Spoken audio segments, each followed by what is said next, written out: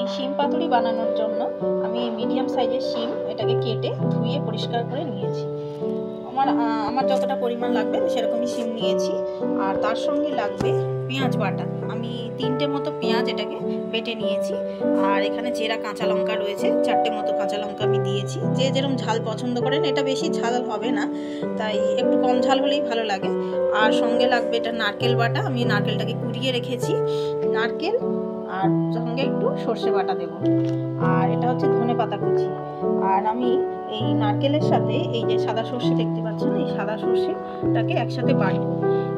আর সঙ্গে রয়েছে চিনি, নুন আমি পরিমাণ মতো দেবো। আর এটা শুকনো লঙ্কা গুঁড়ো, এখানে হচ্ছে হলুদ গুঁড়ো, আর এটা হচ্ছে ঘি। আর লাস্টে আমি গরম মশলাগুলো দিয়ে নামাবো। এইগুলোই আমার এই রান্নার ক্ষেত্রে ব্যবহার করা হবে। এবার আমি রান্নাটা করার জন্য প্রথমে এই শিমগুলোকে খুব সামান্য জল দিয়ে আর নুন দিয়ে আমি হাফ সেদ্ধ করে এটাকে রাখবো। তারপরে আমি রান্নাটাকে স্টার্ট করবো। আর রান্নাটা আমি সর্ষে তেলে করবো।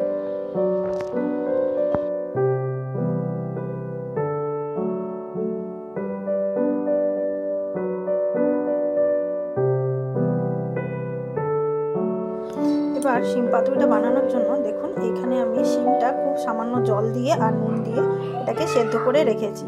এবার এই হাফ সেদ্ধ করা শিমটার উপরে আমি বাটা মশলাটা এবার ইউজ করব। এটা হচ্ছে সেই নারকেল আর সাদা সর্ষে বাটা।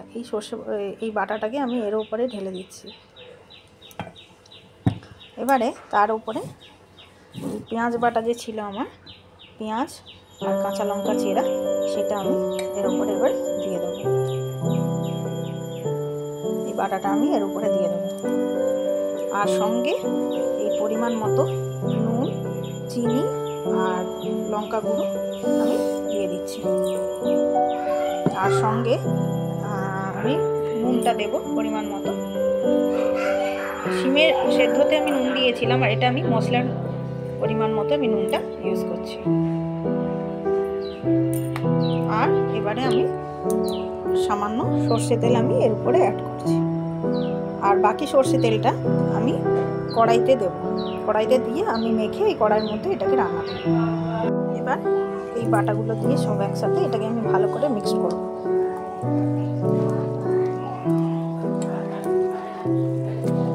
এইভাবে এটা ভালো করে মিক্সড করে কড়াইতে আমি তেল বসিয়ে দিয়েছি। সেই গরম তেলের উপরে আমি এটা এই মিক্সড করা মশলাটা, শিমটা দিয়ে দেবো। দিয়ে আমি এটা কষিয়ে কষিয়ে রান্না করব।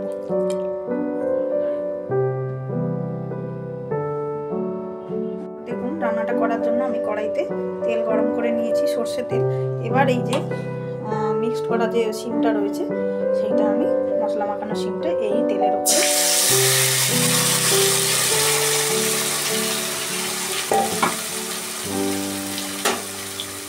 দিয়ে একটু হালকা নাড়াচাড়া করে দেবো। আর এটা ঢাকানোর দরকার নেই, কারণ শিমটা আগে থেকে সেদ্ধ করা রয়েছে, তাই এটা আর ঢাকানোর দরকার নেই। এইভাবে একটু মশলাটা কষে এলে রান্নাটা কমপ্লিট হয়ে যাবে। এই রান্নায় একটু চিনি ব্যবহার করবেন, তাহলে মানে নুন চিনির ব্যালেন্সটা ঠিকঠাক থাকলে রান্নাটা খেতে স্বাদ হয়।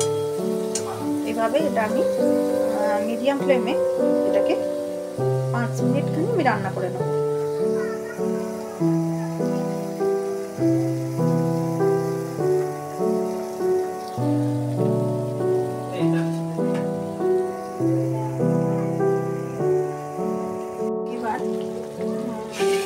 এলে আমি তার উপরে মশলাটা একটু হাফ কষানো হয়ে যেতে, তার উপরে আমি জিরা কাঁচা লঙ্কা দিয়ে দিচ্ছি। এইভাবে একটু রান্না হতে দেবো। এইভাবে একটু প্রেস করে লঙ্কাগুলোকে ভেতরে করে দিচ্ছি, যাতে সেদ্ধ হবে লঙ্কাগুলো।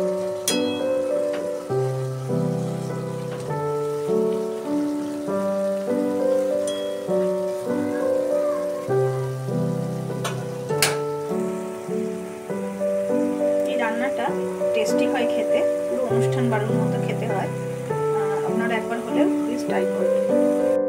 আমি এই পর্যায়ে একটু জল অ্যাড করব। রান্নায় জল অ্যাড করা হয় না, আমি একটু বাটিটা ধুয়ে, মশলা লেগেছিল ওই বাটিটা ধুয়ে আমি একটু জল অ্যাড করে দিচ্ছি। এই রান্নায় জল অ্যাড করা হয় না।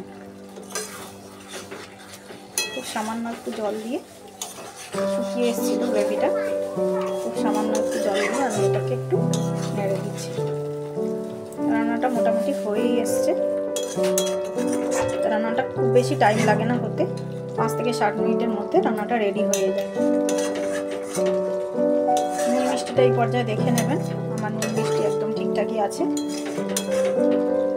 আর চিনিটা এখানে একটু দেখে দিতে হবে, কারণ যেহেতু নারকেল রয়েছে, নারকেলটা এমনি মিষ্টি হয়, সেক্ষেত্রে চিনিটা পরিমাণটা একটু দেখে দেবেন। যারা চিনি বেশি পছন্দ না করেন একটু অল্প চিনি দিতে হবে।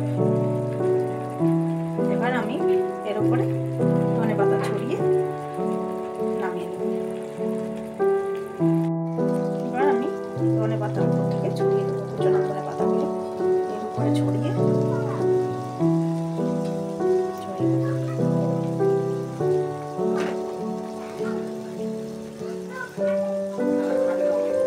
আর অল্প গরম মশলা গুঁড়ো আমি ছড়িয়ে দেবো। আর উপর থেকে ঘি আমি দিয়ে দেবো।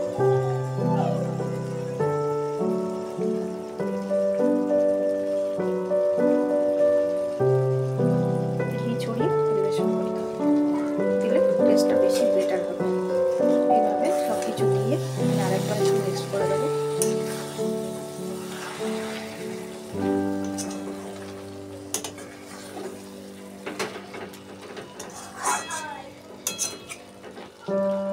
নাড়িয়ে নিয়ে গ্যাসটা সুইচ অফ করে দেবো।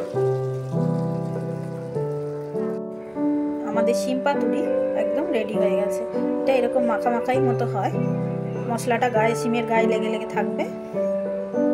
রান্নাটা আপনাদের কেমন লাগলো আমাকে প্লিজ একটা কমেন্ট করে জানাবেন, আর রান্নাটা ভালো লাগলে একটা লাইক করবেন, আর আমার চ্যানেলটাকে সাবস্ক্রাইব করে দেবেন। Thank you.